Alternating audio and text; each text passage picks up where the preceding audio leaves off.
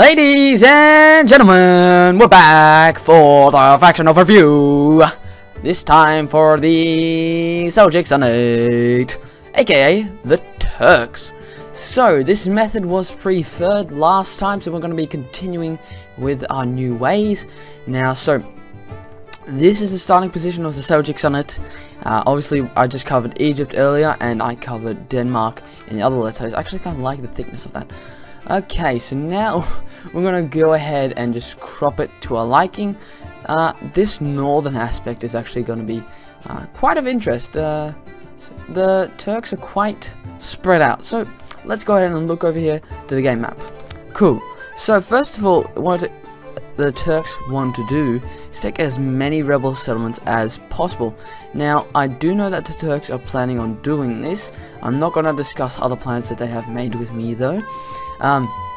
So obviously, the Papal States are here quite in the way. I think first off, the thing you want to do is take this settlement here, take this settlement, and take this ocean settlement and go along with those two. Although the Khwarezmians might take that along with these four minor settlements there. So what I do, push this way, take some of these settlements quickly from the Papal States because you do not want them getting much land, as they will become a likely enemy. Now, this is a big enemy. These guys, I'm pretty sure, are allied, so they're going to be taken down. They're going to be attacking this way, they're going to be attacking this way, and then of course they're going to end up attacking this way. So that's a big threat in the north. A massive threat is the Byzantine Empire trying to restore Rome's glory. Now, if you do want to go to war, this is obviously an easy settlement you could pick off. Possibly these two, but most likely you're just going to want to bum rush them this way. Now, this will probably happen.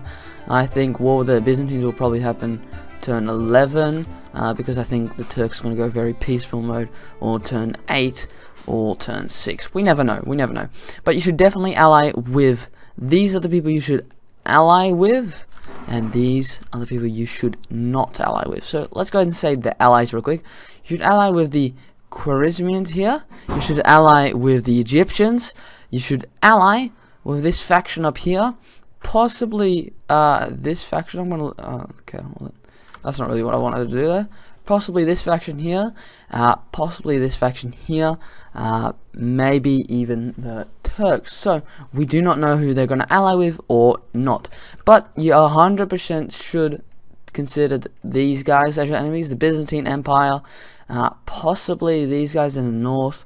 Papal States, I believe, should be considered enemies, and I have made Egypt here an enemy. Let's go Egypt then. Quick. Okay, so you get the deal. Ally. We don't know about this northern settlement here, so it's very unsure, of course. Now, the fine thing is with the east, there are so many rebel settlements. So let's just go ahead and show you the rebel settlements you should obtain immediately. Right, so we're back here. So now let's go ahead and take a look at the rebel settlements. So definitely should try to get this, because then you'll have stronger access to the Black Sea there. So you want to get this settlement here. You probably want to get this settlement because that would be a nice little buffer way to enclose these guys. Now, there's two settlements here, so this might be a little bit picky. You want to go ahead and try to get this one and possibly this one, but I'd say the Crusader States are going to get that. Unless, of course, you intercept them right here. Take this little section here. Egypt's probably going to push this way as well as this way, but I'd say most likely this way earlier on. So now what Egypt's looking like is something more of the lines of something like this. We have this settlement here now. We've got this settlement, because I don't think any of these factions are going to consider taking that, as this one's isolated. It's got many good opportunities here. This one can go this way, or this way. So really, I think you should be able to guarantee those two safely. You'll probably be able to pick this one in. You'll want to 100% obtain this, though. That is someone you really want to get. And you might be asking why. Now I want to tell you why. That completely cuts off this. That completely cuts off this. So these three settlements, of course, if they get this middle settlement, are now completely separated for the southern unit. And that's a big problem for the Crusade state. That means we're going to have to get these 2 settlements right there. Now, let's have a look at here. The Byzantine Empire might push that way. You 100% want to try and take that. So, in theory, let's say the Turks get these 2 settlements right here. Okay, now what do? We get Egypt to take this southern side of the Crusader states, and we get the Turks to take this settlement that's these 3 settlements that are in between in our territory.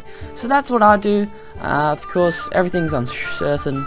There is, of course, a lot of land here in the east, but I think Khwarezmians are better off taking this portion. Egypt's getting this portion, and Turks getting this portion, because those are the 3 main.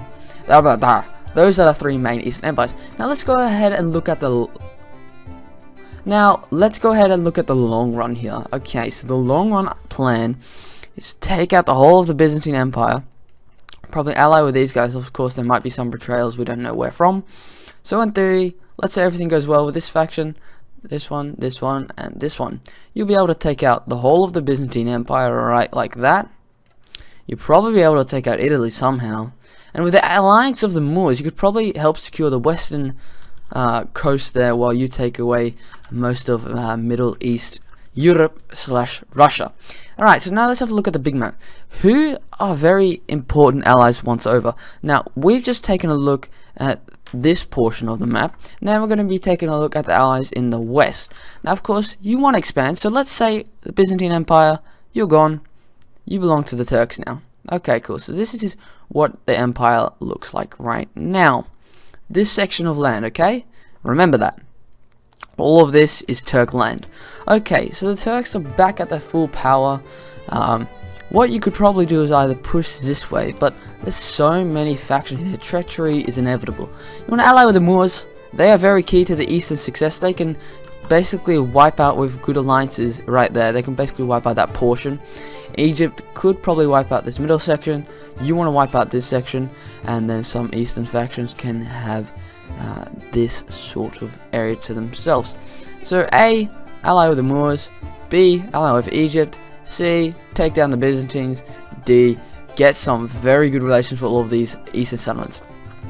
So now that that's all done and said, let's take a look at the unit roster of this faction. Let's get right into it. So let's transition here into the actual game map.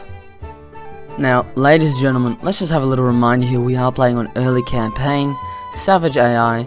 This is off, and this is off, and we have disable real recruitment on. So remember those settings for stainless steel. So let's go ahead and click start and exit. Okay, so we're here on the battle map. Now remember that I told you what stainless steel it was. Now, let's have a look here. Now, the thing is with the Turks, they have a very, very rich cavalry, but they have quite poor infantry. Now, what I mean by this is, let's go ahead and look at the lower tier units here, and let's have a look at the higher tier units after that are more unlockable later. Now, we are playing early era, so that means you'll most likely be seeing most of these guys in the first couple of turns. That is okay. That is okay. We're still going to be covering the higher land units as well. So here we have the peasant infantry. Now, for peasants, they're quite well armed. Let's have a look at them here. There's 102 of them. Now, they have a little short sword and a long, I guess that's a long sword. I'm not very particularly well known in this area, but that's your light infantry unit. That's the only light infantry unit you've got.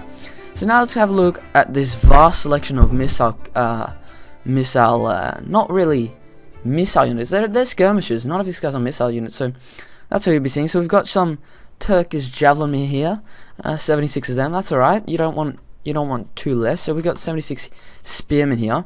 So this is the other main infantry unit. You're probably going to be using these spearmen the most rather than your peasant infantry or your more costly Hasham heavy infantry.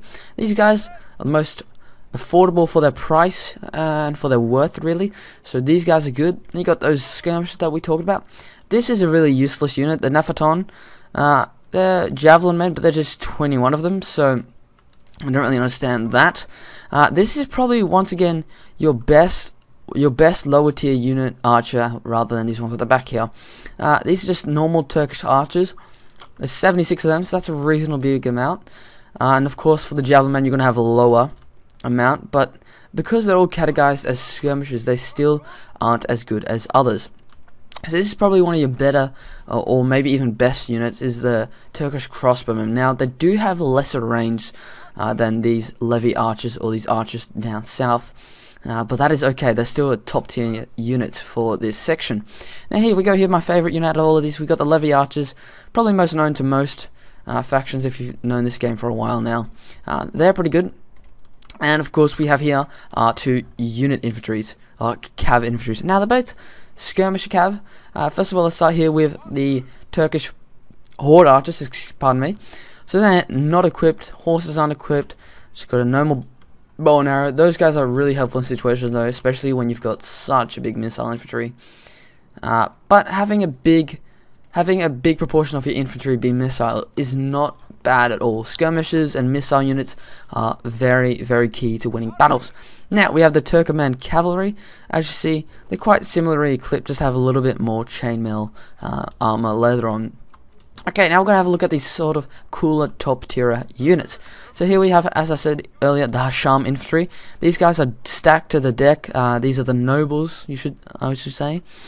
Once again, they have the little sword and they have a shorter sword because these guys can come closer because of their very well armory. There's 78 of them, so that is reasonably better than these units, 76 and 100. I'm not going to count that as good because so they have two more, but I'd say one of these guys probably worth 3 of those spearmen. Depending on what situation, of course. Then you have your specials here, your 2 artillery units, both of 21, as standard. You've got the catapult. I recommend this for taking down cities, and recommend this on battlefields, just like the plane we're on right now. So now we're going to go ahead and move these 2 units. Apologies. I want to move these 2 units just a little bit forward so we can get a better look at these cav. So here we go, we have the missile cav. We have the xDagger here, which as you can see are very well equipped and armored. So you can see they even have helmets and they have a little shield there, as well as a sword. I was going to say sword, and I did say sword, but as well as a crossbow. So now these Fari cavalry here are sort of the in-between these skirmish cav and this higher missile cav. They have less armor but more armor than the lighter units. Their horses don't have as much armor as the xDagger, but they still carry a banner high proudly, and they will do good in battle.